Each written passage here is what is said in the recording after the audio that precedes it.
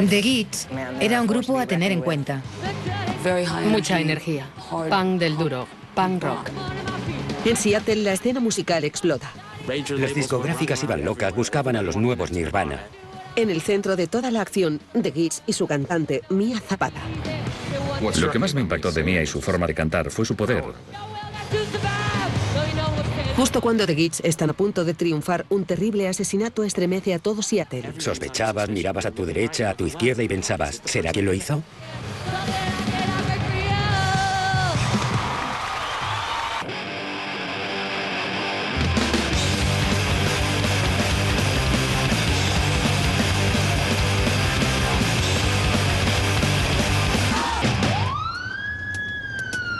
Tres y 19 de la madrugada, en el centro de Seattle, una mujer se encuentra con una escena horrible. Una mujer que pasaba por ahí acababa de ver a alguien tirado en la calle. Casualmente estaba a una calle del parque de bomberos de Seattle y se acercó para contarles lo que había visto. Solicitan una patrulla policial. Creen que podrían tener un homicidio. Emergencia se dirige al lugar, pero ya es demasiado tarde. La mujer ha fallecido. Pronto se percatan de que no es una mujer cualquiera, es una estrella local, Mia Zapata, la cantante de The Gits.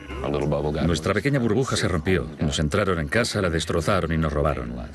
Supuso el final de, en cierto modo, de nuestra inocencia, el final de una era. Una era que se gestó durante muchos años. La escena musical de Seattle a principios de los 90 era nuestro pequeño mundo, ruidoso, rápido y fuera de control. Lleno de energía. Sincero. Espontáneo, sin duda. Espontáneo. Cada uno iba a su rollo y de repente fue como, Dios mío, Nirvana está arrasando. ¿Qué ha pasado? Increíble. Seattle se convirtió de pronto en el centro del universo musical. Un universo dividido en dos bandos. El grunge, que incluía grupos conocidos en todo el país como Nirvana, Pearl Jam y Soundgarden, y el punk, formado por grupos locales como The Gits. La primera vez que vi a The Gits fue increíble. Yo flipaba, pensaba, ¿quiénes son esos? Fue impresionante. Es que se salían. Simplemente se salían. Mia Zapata, Steve Moriarty, Matt Dresdner y Andy Kessler, compañeros de colegio en Ohio, formaron The Gits y se trasladaron a Seattle. Acabamos tocando en los mismos conciertos que muchos grupos que luego fueron muy conocidos. Nirvana, por ejemplo, Reverend Horton Heat, Matt Honey. Había un telonero y yo pensaba, hostia, tío, es patético. Pero a mí le gustaba, se llamaba Beck. The Gits ficharon por CZ Records, un pequeño sello local que supo reconocer el carisma de Mia. Mia era extremadamente inteligente e intuitiva. Y divertida, muy divertida. Su forma de cantar tenía un punto. Un estilo de blues. Igual que Janis Joplin era en cierto modo una cantante de blues al frente de un grupo de rock, Mia era una cantante de blues al frente de un grupo de punk. The Gits se granjearon un público de culto con su primer álbum, French in the Valley. Después de una gira de gran éxito, las discográficas se interesaron por ellos. Vino Atlantic Records. Tim Summers estaba muy interesado en el grupo. O sea, la cosa iba bien y en The Gits nos entusiasmamos. Pero justo cuando el grupo estaba a punto de triunfar, todo se desmoronó. En un abrir y cerrar de ojos, Mia Zapata estaba muerta. Caí de rodillas al suelo, como cuando te dan un puñetazo y te dejan sin respiración. ¿Quién mató a Mia Zapata y por qué? El veterano detective de la policía, Al Lima, al llegar a la escena del crimen, lo primero que le sorprendió fue la extraña posición del cuerpo. La víctima estaba tumbada boca arriba, con la pierna derecha por encima de la izquierda y la capucha cubriéndole toda la cara. Tenía los brazos extendidos, como si la hubieran crucificado. Presentaba marcas como de cuerda, como si la hubieran asfixiado con una soga en el cuello. Parece que Mia fue estrangulada. La noticia de su asesinato conmocionó a la comunidad artística de Seattle. Me quedé en blanco. Ni siquiera oía nada. No podía, ni siquiera... No lo sé. No podía reaccionar. Estaba aturdida y... destrozada. No me lo podía acabar de creer. Me horrorizaba lo que debía haber vivido en aquellos últimos minutos de su vida. El miedo que habría pasado. Pensaba solo en eso. Nadie sabe qué pasó, pero todo el mundo tiene una teoría.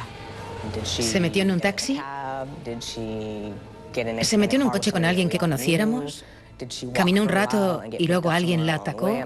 Nos venían a la cabeza millones de posibilidades de lo que pudo ocurrir. Lo que me impactó mucho en ese momento fue que podría haber sido cualquiera de nosotros.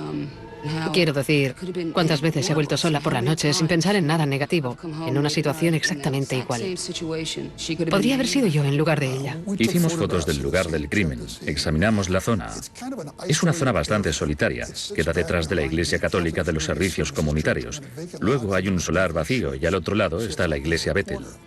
¿El asesino estaba dejando algún mensaje? El hecho de que la hubieran podido colocar en esa posición y de que pudiera haber ese tipo de motivaciones psicópatas de origen religioso no hizo más que aumentar el número de sospechosos en esa zona. Era como si cualquiera con quien te encontraras hubiera podido matar a Mia. Te sientas en un bar a tomar algo, empiezas a mirar y ¿cómo puedes saber que no te acabas de tomar algo con el tío que lo hizo? Era horrible saber que la persona que lo hizo seguía libre. No es un tío. No es un tío cualquiera que esté por ahí, sino que es alguien que creemos que pertenece a nuestra comunidad, que te habla o que te acosa. Es casi como si tuviera tu número de teléfono. Era un espanto. Era aterrador. ¿Mia fue víctima de un asesino en serie? Los investigadores nos descubrirán más pistas inquietantes.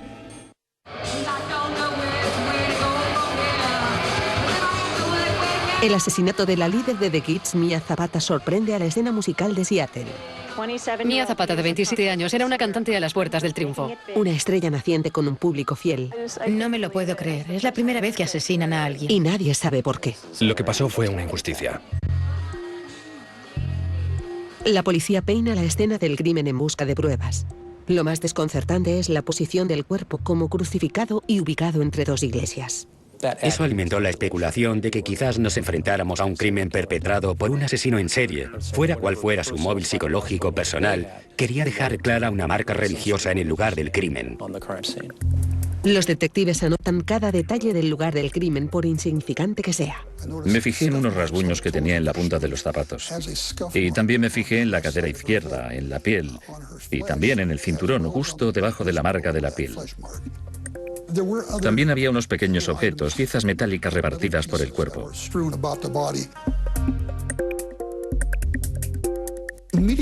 Justo al este de la víctima, a unos 30 centímetros de su cabeza, había una marca de neumáticos de vehículo que medía unos 33 centímetros aproximadamente.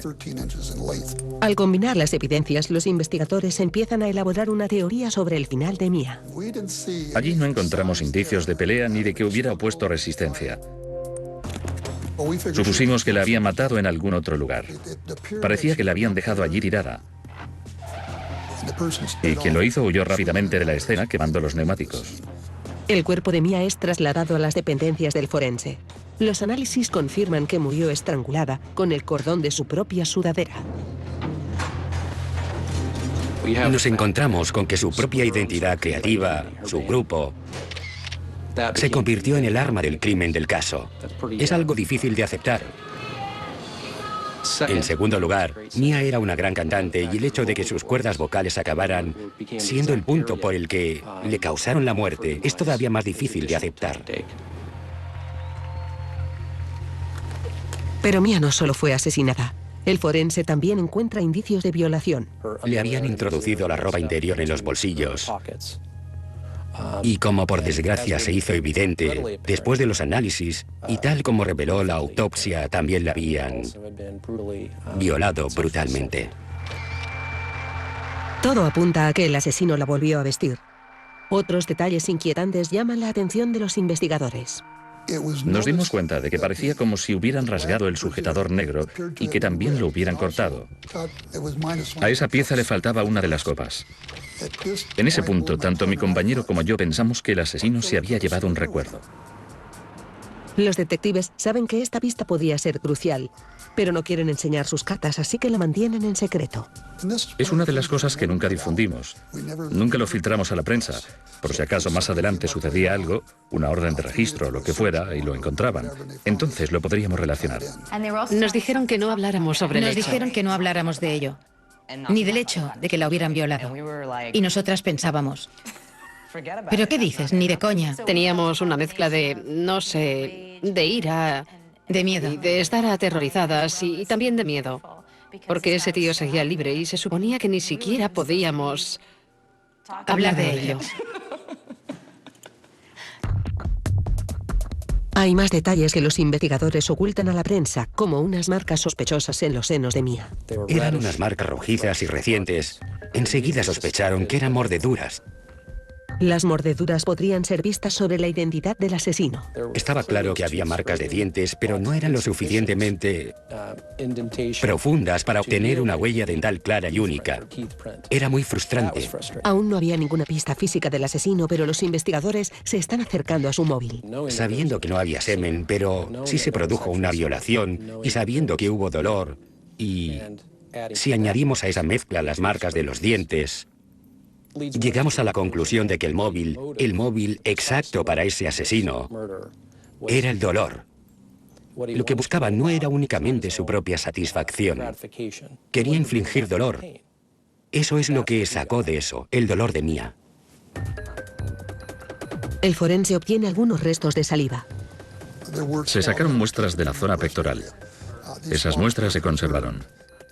Esperan que los avances del ADN permitan en el futuro desvelar la identidad del asesino de Mia. Cuando nos dimos cuenta de que no había semen, ni ninguna mordedura, ni ninguna marca que se pudiera relacionar con una persona concreta, el pesimismo invadió al equipo investigador. La frustración al ver que no llegas a ningún sitio va en aumento, es enorme. Es muy frustrante, porque no puedes dar ningún dato concreto a nadie de la familia. No puedes aliviar su sufrimiento. Los investigadores reconstruyen los últimos pasos de la cantante por la escena underground de Seattle. Días después de la muerte de la cantante Mia Zapata, la policía sigue sin tener ninguna pista. Un asesino sabe cuándo ha suelto y la comunidad artística de Seattle está muy intranquila. Era horrible saber que el asesino de Mia seguía libre. Yo estaba medio paranoico, porque no sabía si ese tío era un asesino de Gitz o algo así. ¿Quién ha sido? ¿Quién? Demencia. Una cierta demencia social. Creo que es la mejor forma de describir los ánimos que habían al principio de la investigación policial. Yo sabía cómo podía llegar a gritar Mia. La había oído gritar en el escenario. Alguien tuvo que haber oído lo que ocurrió o haber visto algo. Ese testigo, el testigo mágico que buscábamos o que esperábamos encontrar, sencillamente no estaba.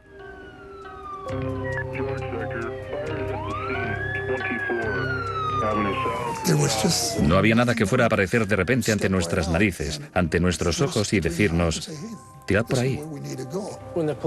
Cuando la policía empezó a investigar, yo esperaba que lo resolvieran en 48 horas. ¿Cómo podría alguien hacer una salvajada así a otra persona y no dejar ninguna pista? La podrían haber matado en un vehículo. No lo sabíamos. La podrían haber matado en algún apartamento o en algún otro lugar. Simplemente no lo sabíamos. Desesperados, los investigadores reconstruyeron los pasos de Mia la noche en que fue asesinada. Teníamos que seguir las secuencias de sus movimientos. Sabíamos que esa noche había estado en el Comet Tavern. ¿Con quién estaba cuando salió del Comet? ¿Por qué se marchó? ¿A dónde fue? ¿Con quién había quedado? ¿Cómo llegó desde el Comet hasta el lugar concreto donde encontraron su cuerpo? ¿Cogió un taxi? ¿La llevó alguien? ¿Fue andando? Estos son los múltiples cabos sueltos que hay que atar. Bradshaw sale a la calle en busca de respuestas. Acababa de volver de una gira de conciertos de gran éxito. Tenía el mundo en sus manos ese último día. Íbamos a hacer una gira juntos. Así que la noche del Comet estábamos celebrándolo. Era un momento excelente para Mia y The Gitz. Era una época feliz. Y como suele ocurrir con las tragedias, hacía un día precioso. Era un día muy bonito, el 7 de julio en Seattle, Washington, Capitol Hill. Mia iba a pie como le gustaba. La noche que asesinaron a Mia, mi mejor amiga Celine y yo estábamos con ella en el Comet. Fue como tantas otras veces en el Comet. Bradshaw va al bar e interroga a los clientes sobre la última noche de Mia. Se encontró con muchos amigos que hacía tiempo que no veía. Sabemos que se fue de ahí poco antes de que cerraran a las 2 de la madrugada. Mia pasó por el local de ensayo de otro grupo y luego fue a casa de una amiga. Su amiga intentó convencerla para que se quedara a dormir ahí. Y Mia dijo, no, voy a coger un taxi y me voy a casa. Esa fue la última vez que la vieron. Aquí los detectives le pierden la pista. Hay un vacío de 83 minutos que te vuelven loco porque no sabemos nada. En algún momento entre las 2 en punto y las 3:19, que es cuando la testigo la vio en la calle, la asesinaron. 83 minutos. Solo hay 2 personas que sepan qué ocurrió. Una ya no puede hablar y la otra decidió no hablar. Lo único que podemos hacer es reunir datos y deducir. En su búsqueda de sospechosos, los investigadores interrogan a amigos, familiares y fans de Mia. Todo el mundo era sospechoso. Había una especie de nube negra sobre todos porque donde fueras mirabas a tu derecha, a tu izquierda y pensabas, ¿será esta persona quien lo hizo? Y se llevaban a cualquiera de tus amigos a la comisaría para interrogarlo, ¿no? Tuve que dejar de pensar en ello. Tomaban muestras de semen de nuestros amigos. Nos decían que era probable que fuera alguien que conociéramos. Finalmente, los investigadores encuentran su primera pista razonable. Encuentran el diario de Mia, que habla de una ruptura reciente. Los detectives llevan al exnovio de Mia a comisaría para interrogarle. Era una posibilidad que hubieran discutido, que la situación se les fuera de las manos y que ocurriera algo. Pero de lo que no había duda era de la actitud de Robert, su buena disposición para dar cualquier muestra, hacer lo que fuera por la investigación, la prueba del polígrafo y todo lo demás. Pasan los días y no hay novedades sobre el caso. La fama de Mia complica la investigación. El número de posibles sospechosos era superior al de la mayoría de investigaciones y se incrementó por la fama de Mia porque incluía a los que tenían celos de ella, a sus rivales, a todo el que por el motivo que fuera quería formar parte de la escena, por así decirlo. Entonces empezamos a recibir llamadas descabelladas diciendo que Courtney Love estaba implicada, que Joan Jett estaba implicada, que Seven Year Beach, un grupo local que eran amigos de Mia, no sus enemigos, estaban implicados. Pasan semanas y los investigadores siguen dando palos de ciego. Frustrados y asustados, la comunidad artística de Seattle decide tomar cartas en el asunto. A las 2 semanas decidimos que la policía no estaba haciendo realmente todo lo posible. No tenía la sensación de que les importara mucho. Mia no era más que una cantante de punk rock con ropa cutre. Así que empezamos a buscar un investigador privado. Contrataron a un investigador privado. Hicieron todo lo que podían y nosotros también. Seguimos trabajando intensamente. Tenemos que cumplir nuestras promesas a la familia y a sus compañeros de grupo y a Mia. A continuación, ¿puede un investigador privado descubrir algo que la policía no vio? Hace semanas que el caso del asesinato de Mia Zapata se ha estancado. Aterrorizados por la presencia de un asesino, la comunidad artística de Seattle crea una organización de defensa personal.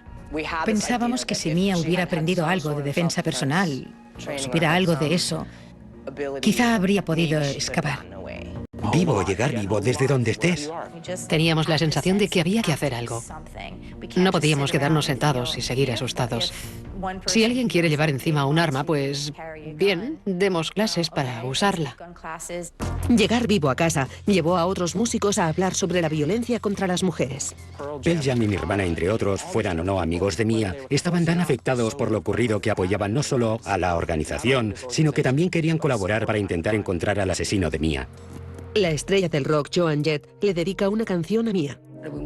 Queríamos escribir una canción que hablara sobre Mia, pero que también tratara la situación de la violencia contra las mujeres. En el vídeo de Go Home, Jett interpreta a una mujer a la que están acosando. ¿Podría ser esto lo que le ocurrió a Mia en su última noche? Se da cuenta de que la están siguiendo. Y creo que eso es otro aspecto de todo este difícil tema. Está atenta a lo que sucede a su alrededor. El tío se enfrenta físicamente y se ve obligada a deshacerse de él y ella gana.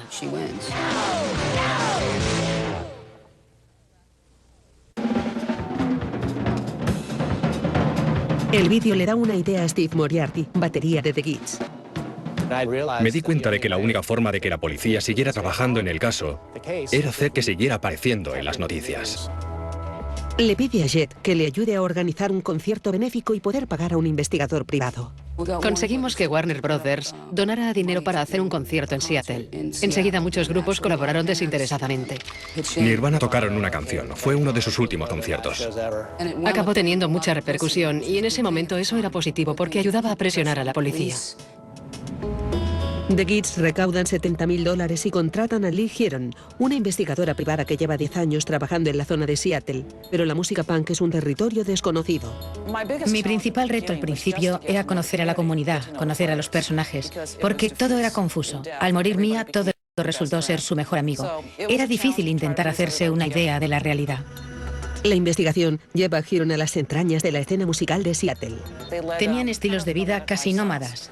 Muchos no tenían teléfono, no tenían coche. Así que me pasé muchas noches yendo de bar en bar, hablando con gente en los callejones. En las pistas de baile hablé con gente para intentar obtener información. A los pocos días, Heron ya tiene un posible testigo. Hablando con los compañeros de piso de Mia, supe que poco antes de su muerte conoció a un nuevo amigo. 2 días después gritaba: «La puta está muerta, la puta está muerta». ¿Por qué lo he hecho? ¿Por qué lo he hecho? Un indicio bastante claro. Investigué un poco sobre él, hablé con él, examiné su coche, tomé algunas muestras, hablé de él a la policía y finalmente lo sometieron a la prueba del polígrafo. La superó. Heron siguió investigando y se centró en los fans de Mia. Una de las mayores fuentes de sospechosos que estudié inicialmente eran los grupos de fans que la seguían de concierto en concierto. Una de las fans le habla a Heron sobre un personaje sospechoso que vive en West Seattle.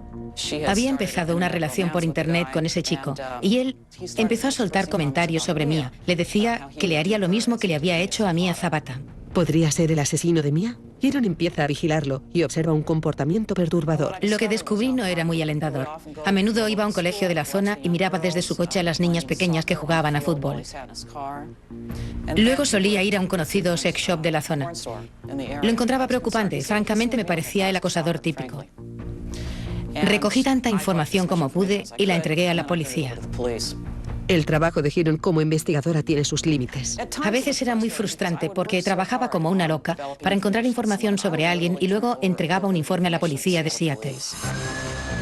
La pista de la fan no lleva a ningún sitio, pero Heron sigue investigando y encuentra a otro sospechoso, un conocido de Mia que puede saber algo sobre su asesinato. Habían salido juntos. Él estaba algo obsesionado con ella. Había ido a sus conciertos, encajaba con el perfil típico. Pero el indicio más incriminatorio era que esa noche estaba conduciendo un taxi en el Distrito Central. Le pregunté sobre eso y mintió. Dijo que esa noche se había quedado en Olympia en casa de un amigo. Heron dispone de registros de la empresa de taxis que prueban que miente. Estaba emocionada. Parecía la primera pista relevante que había conseguido. Algo a lo que podía agarrarme. Estaba muy cerca. Creí que existía la posibilidad de que finalmente hubiéramos resuelto el asesinato. Heron vuelve a entrevistar al taxista decidida a hacerle confesar. Me encaré a él y le dije que sabía que esa noche estaba llevando un taxi. No contestó, pero se puso a llorar y confesó tener un grave problema con las drogas. Y me aseguró que no haría nada que perjudicara a Mia. Le investigamos. El hecho es que no había suficientes indicios físicos para detenerle y mucho menos para acusarle. Creo que después de que la investigación sobre el taxista no llevara a ninguna parte, todo el mundo se quedó muy desanimado. 4 años después del asesinato de Mia, Heron ha llevado la investigación hasta donde ha podido. Lee quería seguir investigando, pero no teníamos más dinero. Había tantas esperanzas de que pudiéramos resolver este caso. Yo tenía esperanza. Era lo que más deseaba del mundo. Decidimos llevar toda la documentación de la que disponíamos a la policía de Seattle y volver a hablar con ellos después de tanto tiempo. La unidad de casos pendientes de la policía de Seattle retoma la investigación. Después de 4 años, la investigadora privada Lee Heron se encuentra en un callejón sin salida en el caso de Mia Zapata. El tiempo pasa y parece que nadie lo pueda resolver. Mucha gente se había rendido. Alguien me dijo: déjalo, Steve, déjalo. No vas a descubrir quién lo hizo. Y si lo descubrieras, no cambiaría nada. Pero sí cambiaría algo, porque si esa persona estuviera en la cárcel, no lo haría más. 8 años después, la policía de Seattle crea una unidad para investigar casos pendientes. Uno de los primeros casos que abren es el de Mia. La unidad de casos pendientes de Seattle decidió investigar el caso de Mia por la repercusión que tenía, porque sabían que era muy importante para la comunidad. El detective Greg Mixel está al frente de la nueva investigación. Me centré específicamente en varias muestras que se habían tomado durante la autopsia en la zona de lo que creía que eran marcas de mordedura. La probabilidad de elaborar el perfil de un sospechoso a partir de las muestras de la autopsia era muy pequeña. No obstante, viendo los avances tecnológicos en los análisis del ADN, creía que era algo que teníamos que hacer. Y pedí al laboratorio forense que analizara esas muestras de nuevo. La técnica del laboratorio Jyotisas analiza las muestras de saliva obtenidas de los senos de Mia. Tenía la esperanza de que podríamos generar una huella genética. De lo que no estaba tan segura, no lo tenía muy claro, era si podríamos encontrar algo que no fuera de Mia Zapata, porque las muestras se tomaron del cuerpo de Mia. Los resultados son mejores de lo que nadie esperaba. Después de generar las huellas genéticas, pude eliminar el ADN de Mia Zapata y tras este proceso me permitió obtener una huella genética masculina correspondiente a un solo perfil, a un solo sujeto. Es un gran avance. Los investigadores creen haber encontrado la firma del hombre que asesinó a Mia Zapata. Cuando me enteré de que teníamos la huella genética de un sospechoso, pensé realmente que podía ser el asesino de Mia Zapata. La huella se introduce en el banco de datos de ADN de delincuentes del estado de Washington. En ese banco de datos de criminales no había ninguna coincidencia con el ADN hallado. El paso siguiente es enviar la huella al Índice Nacional de ADN para determinar si coincide con alguna huella genética en todo el país. Una vez más, la búsqueda del asesino de Mia Zapata se estanca. La obtención del ADN había llenado de esperanzas al equipo investigador. Ahora, después de tantos años de haber estado tan cerca, siguen sin nada. Estaba profundamente decepcionado. Creía que muy probablemente teníamos el ADN del sospechoso obtenido del cuerpo de Mia Zapata, pero no coincidía con ningún registro. Lo único que se puede hacer es esperar y empiezas a imaginar todo tipo de posibilidades. Que la persona que lo hizo ya está muerta, que se fue del país, que de algún extraño modo consiguió reformarse y no ha cometido ningún otro delito. El detective Mixel tiene la esperanza de que en algún momento el asesino de Mia entrará en el sistema. Cada semana se hace una nueva búsqueda para determinar si se ha introducido alguna nueva muestra. Pasan otros 6 meses. Entonces, por fin, los investigadores encuentran el registro que habían buscado. Se encontró una coincidencia con el perfil de un varón que estaba recluso en el estado de Florida. Fue una sensación genial, es lo mejor que te puede pasar cuando te dedicas a este trabajo. Jyotisas me llamó y me dijo: tenemos una coincidencia. Hemos recibido una llamada del estado de Florida. Nunca olvidaré el momento en el que me llamó Maxell y me dijo: ¿estás sentado? Han encontrado una coincidencia. El ADN es de Jesús Mezquia, un inmigrante cubano de 1,93 de alto, arrestado en Florida y acusado de robo.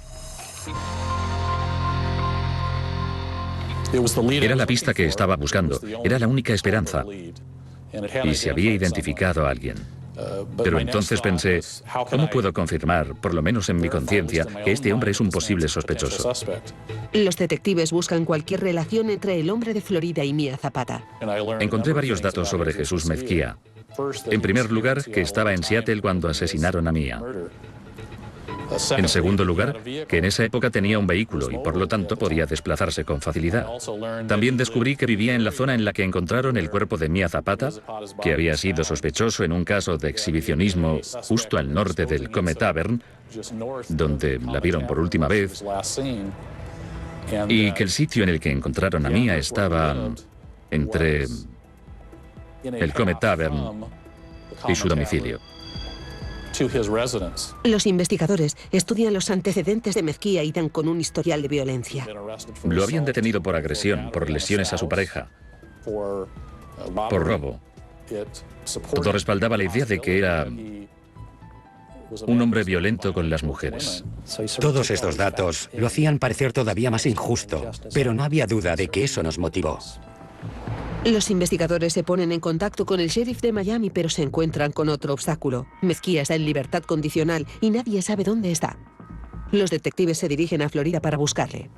Cruzamos el país para ir a Florida y nos encontramos ante un número importante de retos. Pero el mayor de todos, sin lugar a dudas, era la posibilidad de que no pudiéramos localizar a Jesús Mezquia. Después de casi una década de búsqueda, ¿podrán los investigadores encontrar finalmente al asesino de Mia Zapata? Casi una década después del asesinato de la cantante Mia Zapata, nuevas técnicas genéticas señalan a un hombre llamado Jesús Mezquia. Los investigadores vuelan hasta Marathon, Florida, el último domicilio que se conoce del sospechoso. Los Marshalls, que tienen jurisdicción en todo el país, se avinieron a hacer un primer contacto para confirmar que Jesús Mezquia seguía viviendo en esa zona. Después de todo un día de vigilancia, no pudimos localizar el vehículo que solía utilizar y nos empezamos a preocupar. De repente nos preguntábamos, ¿estará aquí? Nosotros creíamos que estaba allí, su mujer estaba allí, pero Jesús Mezquia no aparecía. El asesino de Mia sigue libre. Los investigadores cuentan con el apoyo del departamento del sheriff. El ayudante del sheriff del condado de Monroe fue a donde trabajaba la esposa de Mezquia. Habló con ella y esta le dijo que el mismo día que nosotros habíamos llegado a Florida, Jesús Mezquia se había ido de Marathon y había viajado a Miami, pero no sabíamos en qué parte de Miami estaba. Las fuentes de la investigación indican una dirección en el sur de Miami donde podría esconderse Mezquia. El departamento del sheriff avisa a los Marshalls. Fueron a esa dirección y... ¿quién lo iba a decir? La furgoneta de Jesús Mezquia estaba aparcada delante de la casa.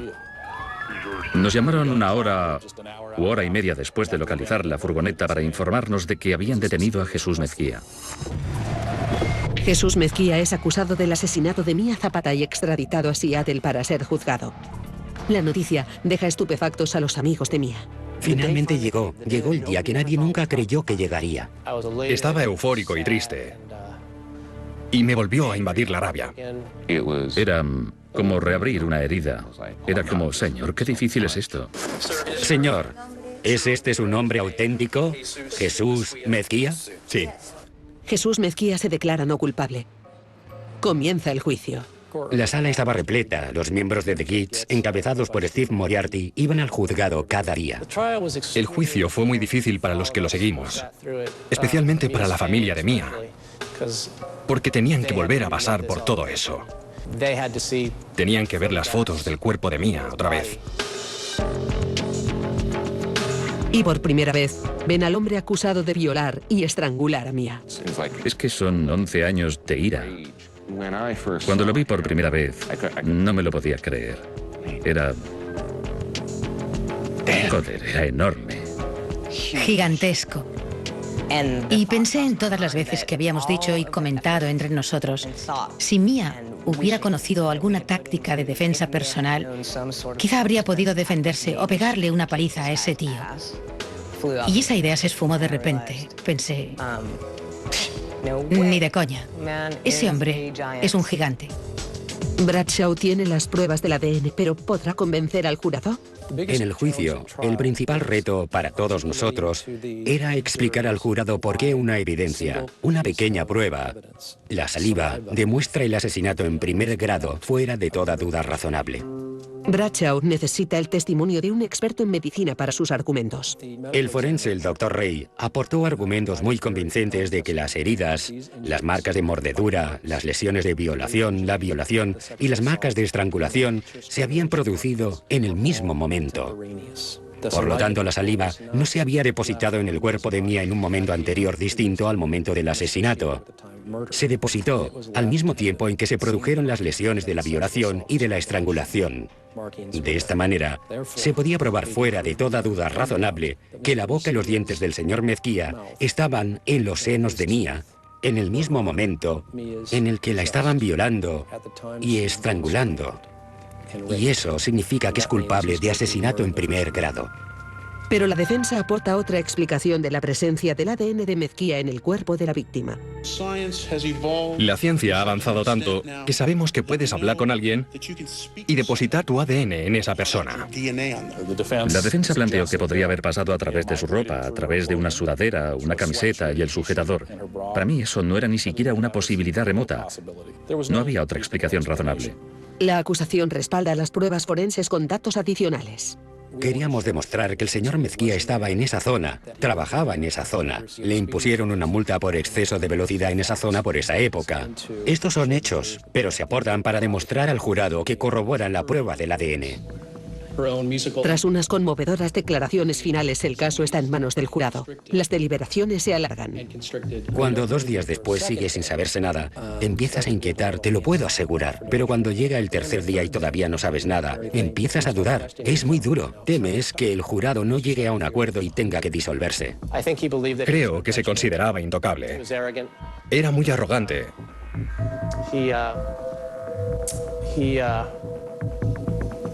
Y era como un bloque de hielo. Era muy frío. Parecía un hombre sin conciencia.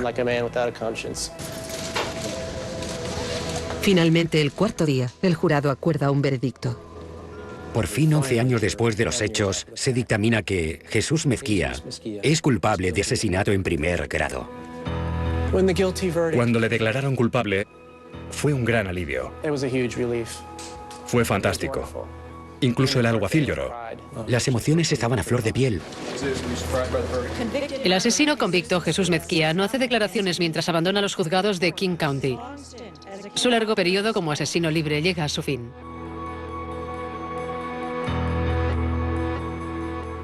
Para mí el veredicto es más importante que la sentencia. Señor Mezquia, ¿tiene algo que decir en su defensa?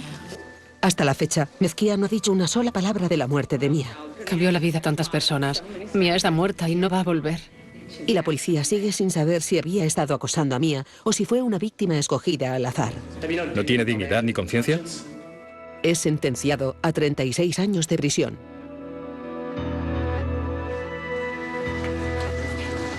Se ha acabado. Ahora podemos pasar página. Me alegro de que se pudra en la cárcel. Un descanso absoluto. He trabajado en unas 25 o 30 investigaciones de casos pendientes en las que se ha presentado cargos. ¿Mató a Mia? La investigación del asesinato de Mia Zapata fue una de las más gratificantes. Fue un día histórico, pero para mí, curiosamente, fue tranquilo. La música de The Gits sigue viva. Y con ella, la memoria de Mia Zapata y su enorme talento. El futuro de The Gits y de Mia podían haber llegado a lo más alto, en serio. Tenían mucho talento, grandes canciones. Todo lo que decía en cada canción que cantaba lo decía con el corazón. Siempre que cantaba lo hacía con la misma pasión y el mismo sentimiento. Todos vamos envejeciendo, nos salen arrugas en la cara y todo eso. Y Mia siempre tendrá 27 años. Es muy triste porque yo tengo hijos, otros amigos nuestros tienen familia y se han casado y han hecho todas estas cosas que hace la gente. Ella nunca podrá hacer ese tipo de cosas.